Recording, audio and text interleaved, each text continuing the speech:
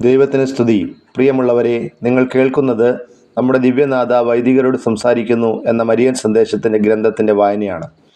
ഇന്ന് ദിവസം 59. ഈ സന്ദേശങ്ങൾ പരിശുദ്ധ അമ്മ ഫാദർ സ്റ്റെഫാനോ ഗോപി എന്ന വൈദികന് നൽകിയവയാണ്. അന്ത്യകാലഘട്ടത്തിലേക്ക് നമ്മെ ഒരുക്കുന്നതിനായി അമ്മ നൽകിയ ഈ സന്ദേശങ്ങൾ വൈദികർക്കെന്നതുപോലെ തന്നെ മറ്റെല്ലാവർക്കും ബാധകമാണ്.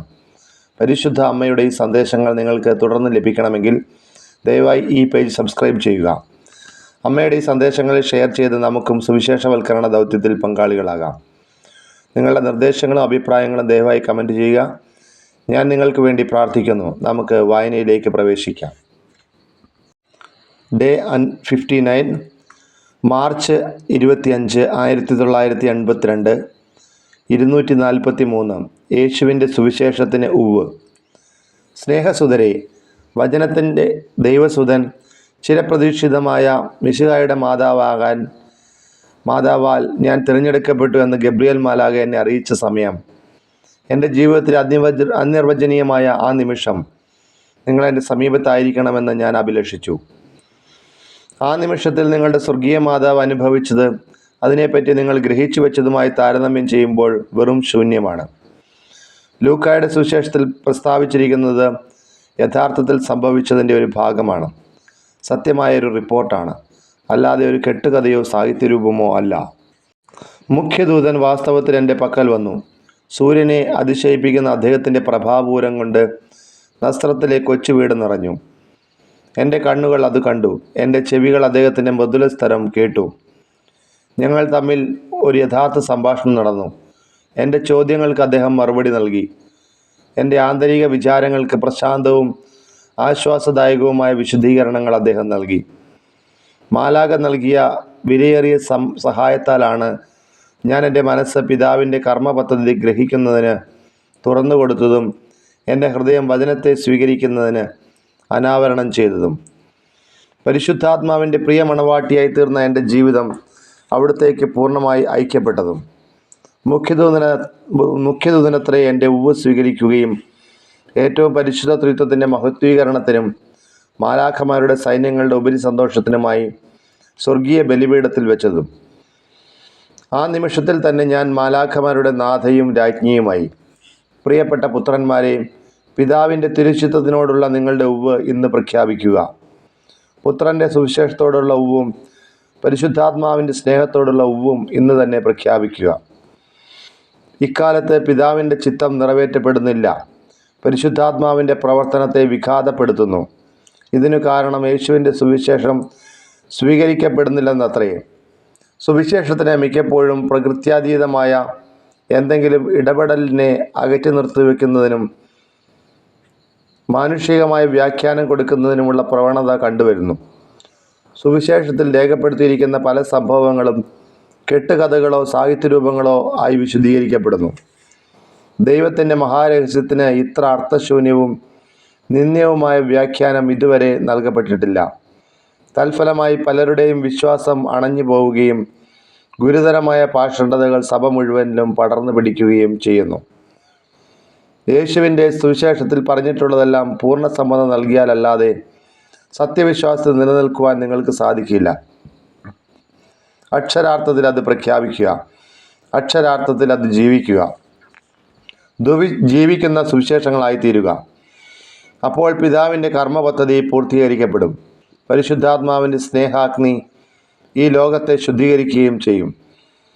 നിങ്ങളുടെ സ്വർഗീയ മാതാവ് അവളുടെ ദൈവത്തോട് നിരന്തരം ആവർത്തിക്കുന്ന ഉവ്വിൽ അനുസരണശീലമുള്ള മക്കളെ പോലെ നിങ്ങളുടെ ഉവ്വും ഉൾക്കൊള്ളിക്കുക. അപ്പോൾ അഹങ്കാരികളും ശക്തന്മാരിൽ നിന്നും മറയ്ക്കപ്പെട്ടതും ശിശുക്കൾക്ക് വെളിപ്പെടുത്തപ്പെട്ടതുമായ ദൈവരാജ്യത്തിൻ്റെ രഹസ്യങ്ങൾ നിങ്ങൾ ഗ്രഹിക്കും. ഏപ്രിൽ 9, 1982, ദുഃഖവെള്ളി. 244. എൻ്റെ മകനെ ഇങ്ങനെയാണ് ഞാൻ കണ്ടത്. സ്നേഹസുതരെ, ക്രൂശിതനായ യേശുവിൻ്റെ പിളർക്കപ്പെട്ട ഹൃദയത്തിൽ നിന്ന് പ്രവഹിക്കുന്ന കൃപാവരത്തിൻ്റെയും കാരുണ്യത്തിൻ്റെയും ഉറവയെ സമീപിക്കുക.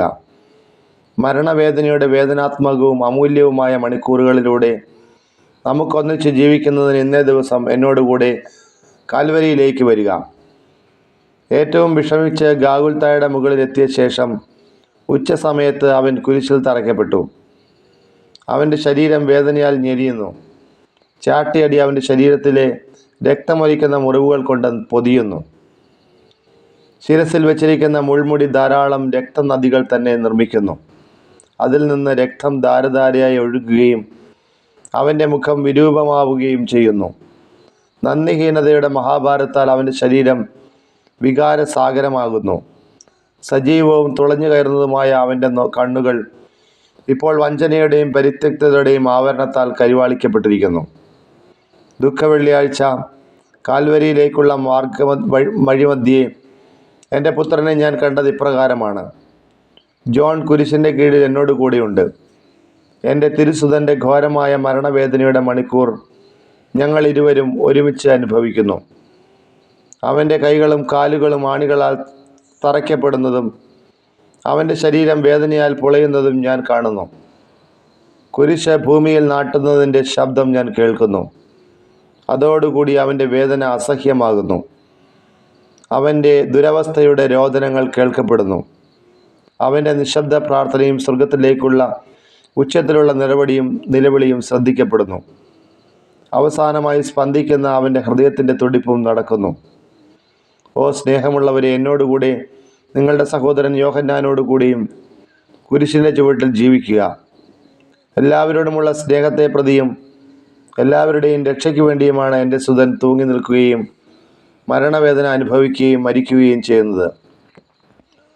ക്രൂശിതനായ യേശുവിൻ്റെ മൗതിക ശരീരമായ സഭയെ ഞാൻ ഇന്ന് കാണുന്നത് ഈ വിധത്തിലത്രേ. അവളും ഭാരമേറിയ കുരിശും വഹിച്ചുകൊണ്ട് കാൽവരിയിലേക്ക് കയറുന്നു. അതുപോലുള്ള പരിത്യക്താവസ്ഥയും വഞ്ചനയുടെയും മണിക്കൂറുകൾ അവൾക്കും അനുഭവപ്പെടുന്നു.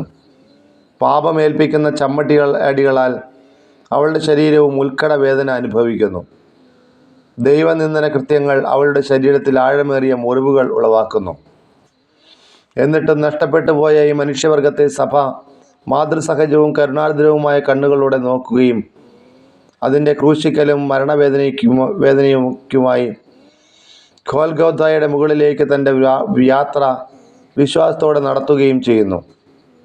ഇങ്ങനെ അത്രേ പാപമംഗലമായ എൻ്റെ പുത്രിയെ ഇന്ന് ഞാൻ കാണുക. അവൾ അവളുടെ ദുഃഖവെള്ളിയാഴ്ചയുടെ വേദനാത്മകമായ മണിക്കൂറിനോട് വളരെ സമീപിച്ചിരിക്കുന്നു. എൻ്റെ വിമല ഹൃദയത്തിന് പ്രതിഷ്ഠിക്കപ്പെട്ടവരായ എൻ്റെ പ്രിയ പുത്രന്മാരെ, നിങ്ങളിൽ ഓരോരുത്തരിലും വീണ്ടും ജീവിക്കുന്ന യോഹന്നാനോട് കൂടെ അവളുടെ മരണവേദനയിൽ അവളെ സഹായിക്കാൻ നമുക്ക് സന്നദ്ധമാകാം. അതുപോലെ അവളുടെ ക്രൂശിക്കപ്പെട്ട കാലുകൾ നമുക്ക് ചുംബിക്കാം. വസ്ത്രം ഉരിഞ്ഞു മാറ്റപ്പെട്ട അവളുടെ ശരീരത്തെ സ്നേഹം ധരിപ്പിക്കാം. അസംഖ്യമായ അവളുടെ മുറിവുകളിൽ സുഗന്ധ തൈലമൊഴിക്കാം. അവളുടെ രക്താങ്കിതമായ ക്രൂശിക്കലിൻ്റെ നിമിഷങ്ങളെ പ്രാർത്ഥനയും പ്രത്യാശയും കൊണ്ട് ആവരണം ചെയ്യാം.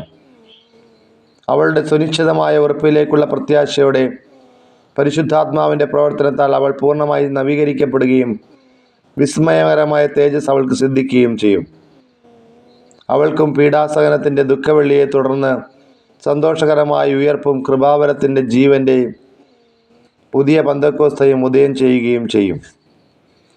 മെയ് 13, 1982, 245 മാർപ്പാപ്പയെ നോക്കുക.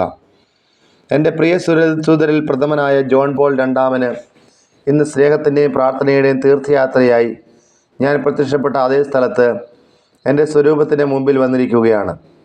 നിങ്ങളെല്ലാവരും നിങ്ങളുടെ സ്വർഗീയ മാതാവിനെ, സൂര്യനെ വസ്ത്രമായി അണിഞ്ഞ ആ സ്ത്രീയുടെ ചുറ്റും ആത്മീയമായി ഒന്നു ചേർന്ന് നിൽക്കണമെന്ന് ഞാൻ അഭിലഷിക്കുന്നു.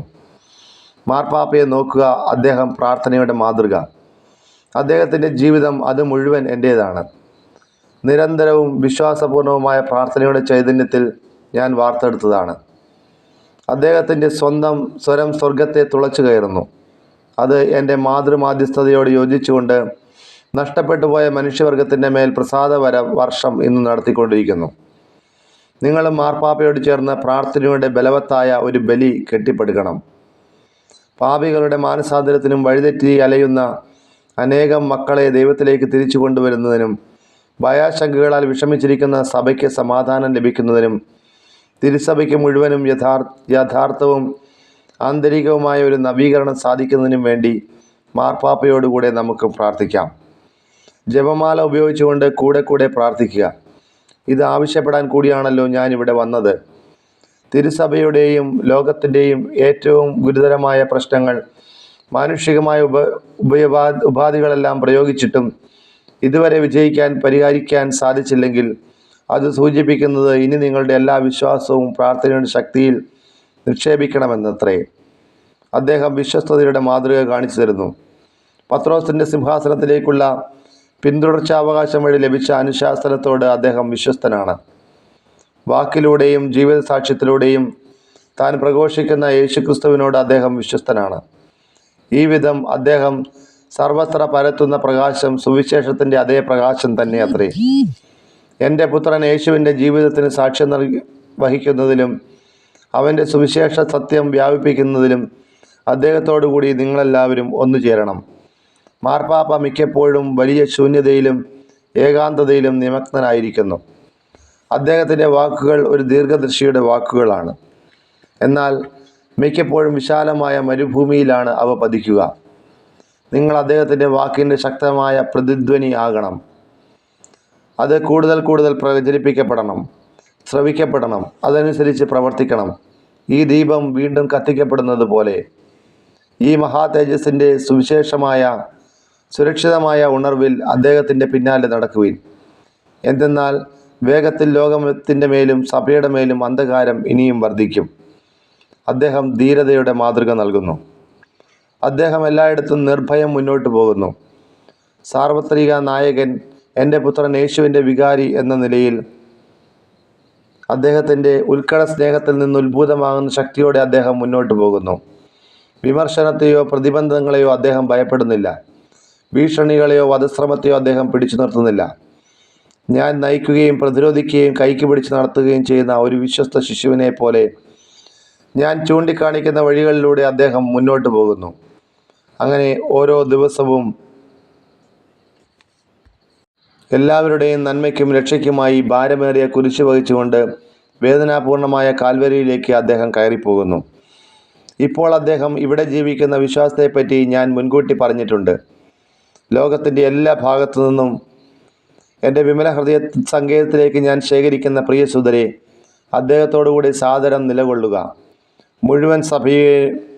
മുഴുവൻ സഭയുടെയും ഭാരമേറിയ വലിയ കുരിശ് ഇന്ന് അദ്ദേഹത്തോടു കൂടി വഹിക്കുക.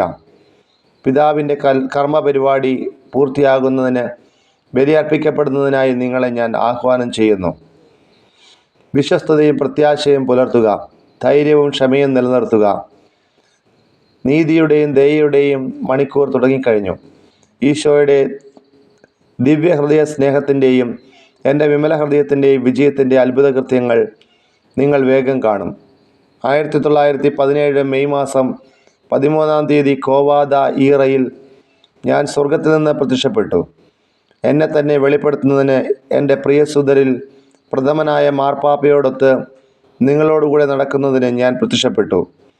പിതാവിൻ്റെയും പുത്രൻ്റെയും പരിശുദ്ധാത്മാവിൻ്റെയും നാമത്തിൽ ഞാൻ നിങ്ങളെ എല്ലാവരെയും അനുഗ്രഹിക്കുന്നു. പ്രിയമുള്ളവരെ, ഇന്നത്തെ ഈ വായന അവസാനിക്കുമ്പോൾ ദൈവസ്നേഹത്തിനെ ഓർത്ത് നന്ദി പറയാം. അവിടുത്തെ അനന്തമായ സ്നേഹം നമ്മളെ കരം പിടിച്ച് നടത്തുന്നു.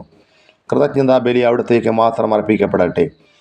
കർത്താവിൻ്റെ നാമത്തിന് മാത്രം മഹത്വം ഉണ്ടായിരിക്കട്ടെ. യേശുവേ നന്ദി, യേശുവേ സ്തുതി.